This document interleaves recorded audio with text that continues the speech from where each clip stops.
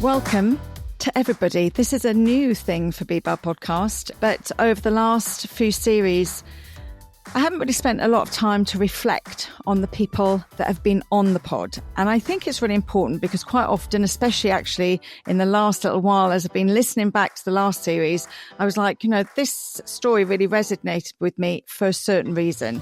And obviously, the pod is not about me, it's about the people on it. But often people DM me on our Instagram, and sometimes you never know, it could be YouTube, and ask me questions, why did you comment like that, etc. So I thought that we'd give you the chance and me the chance to talk about it a little bit more.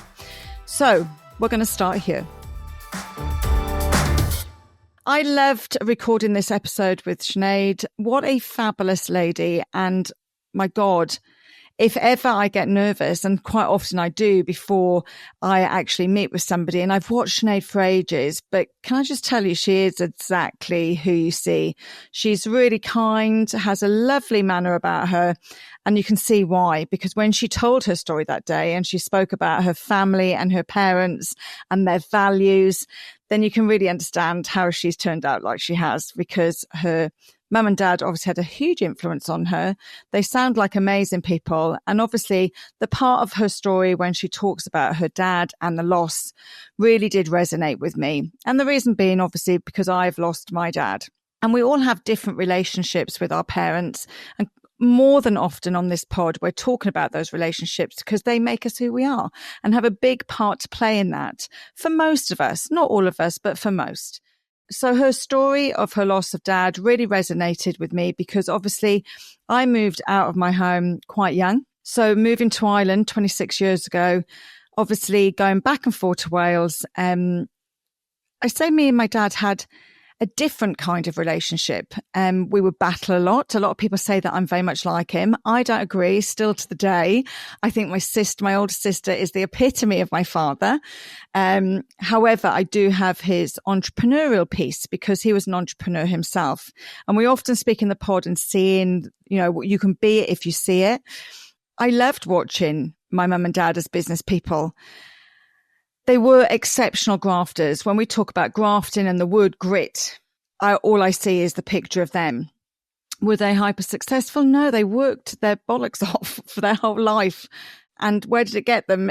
Well, they brought up 5 amazing kids. And yes, I do include myself in that. However, they were always battling. So they ran pubs and hotels, and I would see that battle. And I remember back when I started my first business in 2008, I remember saying to my dad, look, I can help you. I can help with the marketing. And obviously it's really hard for somebody to get their head around the changes that were happening in the world then, but it was like a super important time. Anyway, they were very fortunate and got to the point of retirement. And unfortunately, my dad became very sick very quickly. And actually this Christmas that he became sick, which is over 15 years ago now, I actually wasn't going to go home for Christmas. We'd had a bit of a fallout. My dad liked to tipple and we would argue about it an awful lot. And I'd made the decision not to go home. He'd aggravated me, so I thought I'd take a year out. And I remember sitting in a hairdresser's just behind Brown Thomas in Grafton Street, and it was Cowboys and Angels. Fabulous girl used to do my hair in there. She's actually got her own place now. I can't remember what it's called. Anyway, I got a call to say my dad was very sick. He was in hospital. It was Christmas Eve. So I tried to get flights, couldn't get flights until Stephen's Day. So spent Christmas Day with my friends and then got a flight straight away. And as I got there, basically he was very, very sick and he didn't look like the person that I knew, to be honest, at all. All my sisters were there. Everybody was around him. And I think he gave me the news to kind of break it to everybody else that he basically had cancer and he was going to die. He looked extremely sick. He was half the person that I remembered. Anyway, I remember at the time finding out it was liver cancer. And what does Sian do? Sian just goes into, we can fix this mode. I'm Googling, I'm investigating, and everywhere I can see that liver cancer can be fixed. However, at stage 4, they advised that there was no turning back. And so we had a very sad Christmas. My dad wanted to come home. They had just recently moved into a new house from the pub that they had sold. And I never forget, I said, well, if he's coming home, do you mind? And me and my sister both live in Ireland. We said, we're going to pop home just to check everything's okay at work, and then we'll come back. And we came home, and the following day, my 18-year-old sister that was still living at home rang. My mum had collapsed. So my dad was taken back into hospital, and she'd been put in another hospital. So obviously we go straight back to Wales. And I never forget driving to my mum in the morning. The doctor would come and do his rounds. I'd sneak her out of the hospital then. We'd take her to spend the day with my dad, and then we'd take her back. And after a few days, we were like, look, my mum really needs to come out. They'd found a lump on her breast. It was all very traumatic.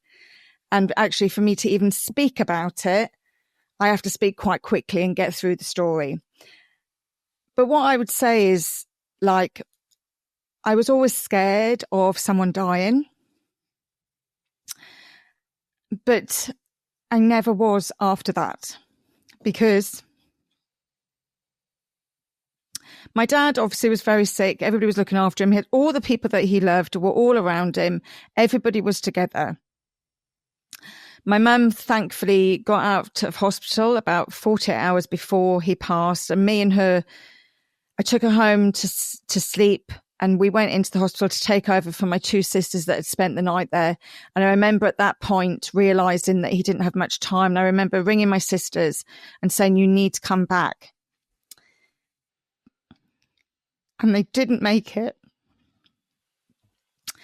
And what I would say is, what I watched was beautiful. He waited for my mum, and they had loved each other since they were 11. And so the fear of watching someone die just disappeared. And I'm not scared anymore, because it was so peaceful and so beautiful. And I remember him holding his breath, and I remember my mum saying, you can go now. And he did. But he'd spent time with everybody that he needed to spend time with. And so it was such a lovely, lovely thing to watch. I feel very honoured to have seen it. And then obviously my sisters came in, and they got, and although like he had taken his last breath, he wasn't gone. He knew they were coming, and we were all there together. And because I'd left the home at such a young age, I always say this to my dad, that he gave me my sisters back, because I felt then I had a purpose. I felt then they needed me the most. And since that day, I can't even explain how close we all are. So, although it's a sad story, it will always make me emotional, as do all my stories. But a beautiful thing to be part of. And look, he would have annoyed me at many times, but I also have the best memories. I really had the best time growing up. My dad, to everybody, was the most fun and the most entertaining.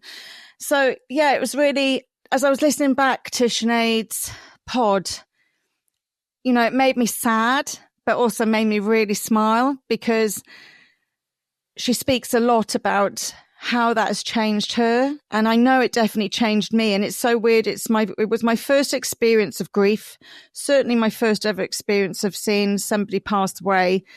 But it gave me an understanding of why you don't need to fear it, because it was a really beautiful experience. Hi, and thank you for joining me for this week's episode of Be Bell Podcast. If you have any thoughts, questions, or feedback for us, we always love for you to get involved. And you can find us on Instagram at @bbell_podcast. Don't forget, though, that if you want to watch these episodes, you can see them all on my YouTube channel, Sian Horn. And don't forget to follow and subscribe. The more people that follow and subscribe, the better it is for the podcast, the more that we can improve future and going forward. So With that being said, thank you so much for following Be Bell, and I hope you enjoy these next episodes.